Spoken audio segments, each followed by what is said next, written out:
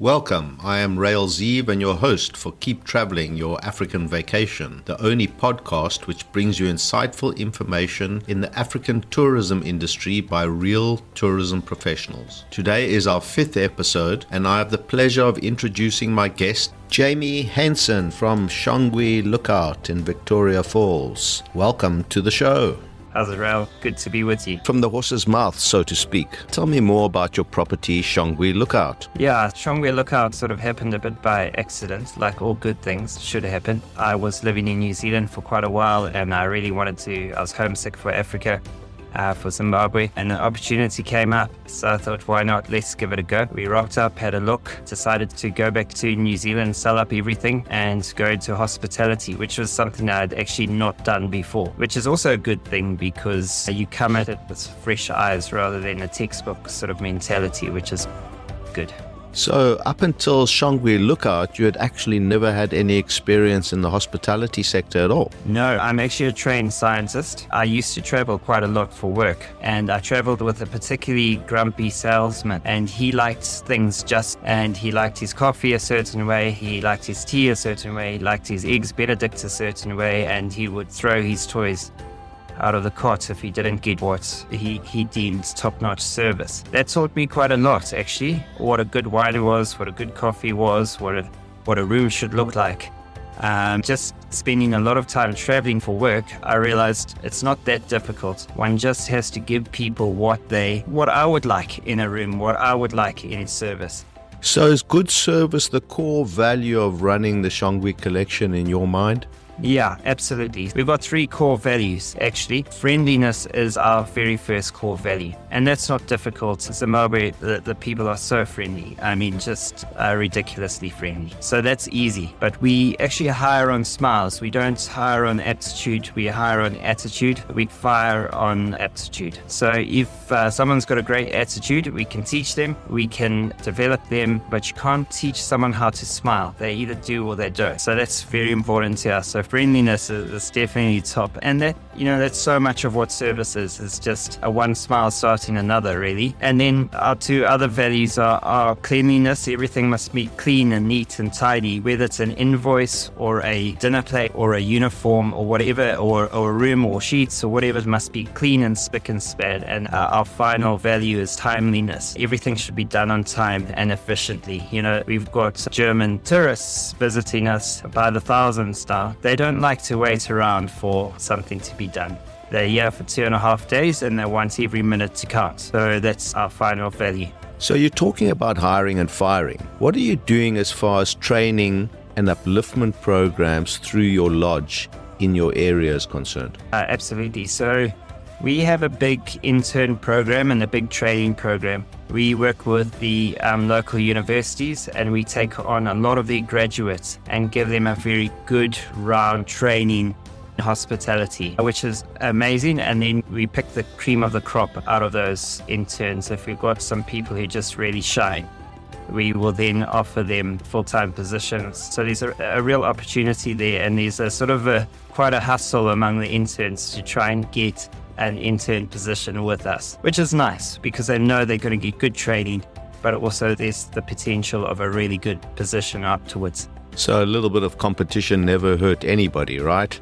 No, absolutely. We believe in having a young team. It sounds terrible, but we can really, the 18 to 25-year-olds is where we employ because they are computer savvy, they understand Instagram, they understand TikTok, they're dynamic, they're agile, they're fast thinkers, and they're easy to train. It suits our model to take youngsters and give them their first opportunity, take a risk on them. What are you doing as far as conservation and looking after the environment is concerned? Yes, absolutely. We are proud to be the very first lodge in Vic Falls to take on a system called EcoDrop. You may have heard of it in Vic Falls. It's likely to be rolled out to the Cape Town waterfront soon. It's going to go worldwide. Basically, in this hot climate that we're in, tourists are drinking up to 8 plastic bottles of water a day. And they don't trust our local water out of the mighty Zambezi, which is understandable. There's a lot of elephants upstream. They prefer to drink out of a plastic bottle. Our closest recycling is in Harare, which is 900 kilometers away. So the environmental sort of feasibility of actually recycling is just non-existent. We decided to partner with D.O.B. They provide reusable bottles. If you stay 3 nights or more, you land at the airport, you'll get a Shongwe Lookout or Shongwe Oasis bottle on arrival. There's 20 refill stations throughout town. You get 30 free refills with that bottle. You don't have to use a single plastic bottle, and in fact we ban them from the lodge. We've got 1 or 2 for sale, but we've put up the price to an astronomical price for a plastic bottle because we don't want them and we can't recycle them. So that's something we're proud of. And since we jumped on board, every lodge has jumped on board, the restaurants have jumped on board. So in Vic Falls, there's absolutely no reason to use a plastic bottle at all. It actually won the WTM Environment Award Gold this year in Cape Town. So that's put it under the spotlight. And a lot of island countries like Zanzibar and places like that want to adopt this sort of system where you refill around town. You know, Vic Falls is full of youngsters who are just so entrepreneurial and coming up with all sorts of solutions to problems. So there's a group of youngsters who have come up with this thing called Ellie Crew, where they're now taking all our plastic and they're turning it into aggregate for building. Right. So they're just installing the machine as we speak. We pay women's groups to go and pick up rubbish around town. That rubbish gets taken to the Ellie Crew factory in town. It gets turned into aggregate, which we are using in building our next lodge. So we're basically building it out of plastic waste, which is super cool. And we're not going to have enough rubbish in Vic Falls to meet this machine. So we are going to be importing rubbish from surrounding towns to feed this monster machine to make builders aggregate, which is super exciting. How about working with your neighbors across the border? There are many hotels on the Zambian side. Perhaps that is something worth looking into. Yes, absolutely. So EcoDrop has been installed in 6 hotels across the river. Also, Ellie Crew are talking about taking all of Livingston's plastic waste because we can take it all. That is a great initiative. Tell me, you have many German nationals coming to Victoria Falls for approximately 2.5 days. Do you think that is enough time in Victoria Falls? We have one complaint at the lodge, and we have this complaint every single day. That complaint is, I wish I had have stayed longer. So we've actually put out a 3-day special. If you stay 3 nights or more, you get a free tram ride on the Bumba tram, or you get a free massage, you get a free water bottle on arrival, or you can use our e-bikes for free for the day. So we're trying to encourage people to stop complaining to us about we wish we had have stayed longer, and we're trying to say to them, hey, stay longer. In my opinion, no less than 4 days. There's now so many activities and there's so much to do. You know, a lot of people come here and they're rushing around so much. By the time they go home, they need a holiday because they haven't actually sat by the pool or read a book or had a massage or done stuff that you're meant to do when you're on holiday. So where do you think the problem arises? Is it the people, the individual hotels that are going out there and trying to push their own accommodation and not pushing this idea, saying, hey, listen, Victoria Falls is a longer stay destination, rather recommending something like 6 or 7 days is the proper time to spend in Victoria Falls? I think historically it has just been about the falls. So they say go for 2 nights, go and see the falls in the morning and then go and have high tea at Victoria Falls Hotel because that's all there is to do in Vic Falls. Things have changed dramatically in Victoria Falls over the last 5 years. There's a huge amount of young families, there's new businesses, there's all sorts of new activities and family-friendly activities too. Really and truly now, it's a case of people get here, they're overwhelmed by how much they can do, then they sort of counting their minutes and trying to jam things in. So I do think it's a historical thing, and historically we have been an add-on. So people say, go to Cape Town and it's your chance to see Vic Falls, so just add on 2 nights and then fly back to Joburg. We've actually started marketing 7-day packages to the Belgian market, where they come to Vic Falls for 7 days. They don't move, they can do whatever activities they want, but we actually want them to relax. We want them to sit by the pool. We want them to take things slowly, because I think we've forgotten how to do a holiday. We've got it in our mindset that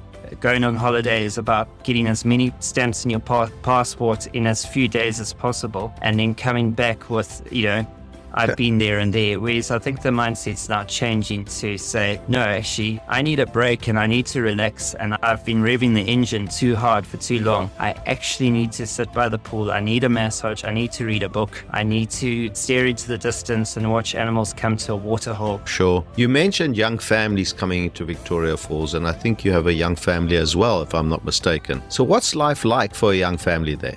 Tell me about schooling, safety, on the tourism side. Can tourists feel safe about walking around town, not being hassled or badgered by the locals?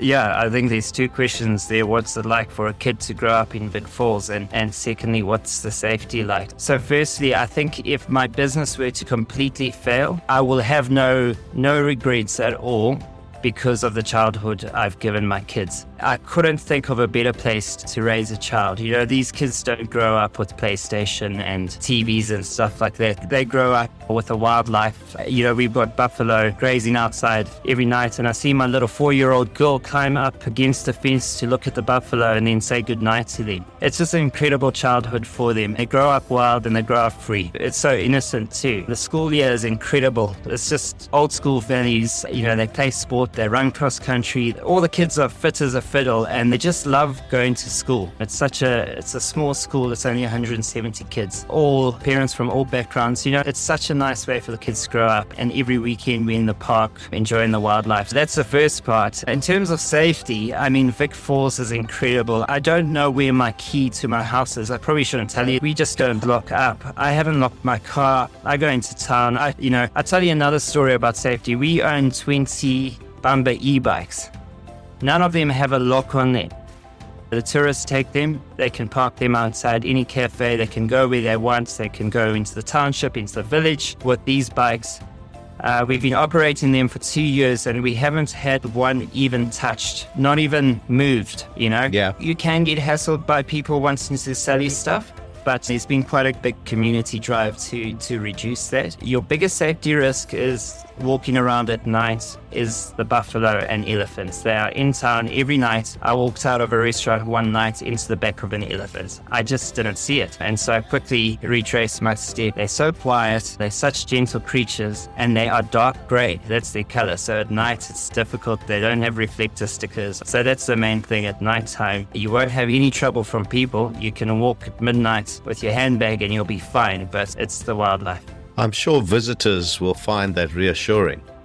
Being a smaller accommodation setup compared to the bigger players in the market, what sets you apart from the older, more established properties? So I think there's been quite a big shift in Vic Falls towards the smaller owner-operator and boutique lodges. People want to meet the manager. They want to know what life is like in Vic Falls. There's a whole different travel experience going on. And I actually think it's been started by Airbnb, where people want to actually see things. They want to meet real people. That's part of the travel experience. At Shongwe, we know your name. You come into Shongwe, we greet everybody in the morning. We go through everybody. If there's a problem, we address it immediately. And people are after that personalized service and that local advice and that local knowledge. What we've seen is a mushrooming of small boutique owner-operator lodges through Vic Falls. We've seen, to be honest, the big hotels struggle a little bit, especially post-COVID. People want that intimate, personalized service. In Vic Falls, competition is not such a big thing. You know, we're such a small community and all our kids go to school together and we work together to promote Vic Falls, and we all are so busy now because it's become such a popular destination. I just wanted to add that because we don't, we're not cutting each other's throats. It's such a lovely community and we really work together to try and promote the destination. If we can grow the pie,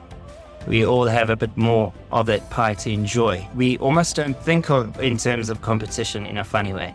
You mentioned that you walked into the back of an elephant. Can you give me a fun fact, if that's not the one, about something that's happened to you in your time at Vic Falls or elsewhere that you'll either laugh about with your kids now or one day with the grandchildren, you'll tell them this funny story that happened to you? I guess walking into the back of an elephant would be one of them. Look, there's just so many things that happen on a daily basis that are so much fun in Vic Falls. But, I think my favorite sort of thing in Vic Falls is I love the river, and I love going rafting on the river. And I think it's one of the most forgotten about activities in Vic Falls. Last week, we went down, me and a group of mates, we were actually doing some filming. We flipped off that boat properly 7 times. The guide eventually said to us, you guys need a refund because you haven't really used this raft at all. You've been swimming so much. There's so many things and nothing's popping to mind at the moment, but every week you sort of pinch yourself and you're like, do we really live here? Take the kids to school and we have to wait for a herd of buffalo to cross the road and things like that. It's a magic place to live. So just ending off now, tell me a little bit about the size of Shongwe Lookout, and then after that I want to ask you about the new opening. So the size of Shongwe Lookout is 23 bedrooms. We've opened another lodge called Shongwe Oasis that opened in August 2022, and it's actually the first adults only in Victoria Falls. And again, with extensive travel prior to coming into the hospitality industry, I realized that adults only was an emerging thing, and actually there wasn't an adults only in the town of Victoria Falls. So we opened that, and that's 19 rooms, and that immediately has been full. So we've been running at 93% occupancy month on month through the high season. I mean, it's hard to get more full than that. We realized pretty quickly we need to build another one. With this new one, we're going to do it quite differently. It's going to be a sort of 4.5 star, a bit more luxurious. It's going to be so much fun though. We've got a campfire that's within the swimming pool. We've got a swim up bar with a waterfall flowing over through. So you've got to swim through a waterfall to get to the swim up bar. We've got an underground wine cellar with private dining in it. We've got all these islands. Every single room is a cabana that goes onto the swimming pool. Basically, we've got a really young, fun team. So we got together and thought, how could we make a lodge that's just so different to anything else and just so Instagrammable and so fun and so different? So we went on Pinterest and just found the craziest hotel pools and, got all these ideas and put them together. So this one's going to be an interesting one from the point of view. I think it's going to attract a lot of attention. It's going to have a lot of splash. When do you plan to open this one? So we've just put in our 4th pool now, and we plan to open in July next year. I'm busy building it as we speak. Very exciting news. I know that you have been very generous to provide the show with a great giveaway, Jamie. Please tell the listeners about the super prize for the lucky winner of this episode. Yes, absolutely. So 2 nights for 2. Like I said earlier, 2 nights is not long enough, so book another 3 nights with this. 2 nights for 2 on a bed and breakfast basis at Shongwe Lookout or Shongwe Oasis, if you'd like the adults only option. Yeah, so that's the prize. What I'll do is actually throw in a wonderful historical talk about the building of the railway and the iconic Victoria Falls Bridge. Jamie, thank you so very much. I'm sure the listeners will be super excited about another chance to visit the Victoria Falls, and entries will be flying in again. Jamie, thank you for coming on the show today to tell us about the Shongwe collection. I wish you all the very best for the future. I really appreciate your time. Thanks, Raul. I appreciate it, and it's been fun. Thank you. Today we were chatting with Jaime Henson at Shongwe Lookout. Tune in again next week when we will be chatting to the folks from Alata Lodge on the Garden Route. Do not forget that awesome prize giveaway from Shongwe Lookout. All the details can be found in the show notes of this episode. If you enjoyed the show, please rate the show on Apple Podcasts or drop me an email. My name is Rael Zeev, and consider this. A few years from now, you will not remember how much it cost you, but you will still remember the memories you made. Keep traveling.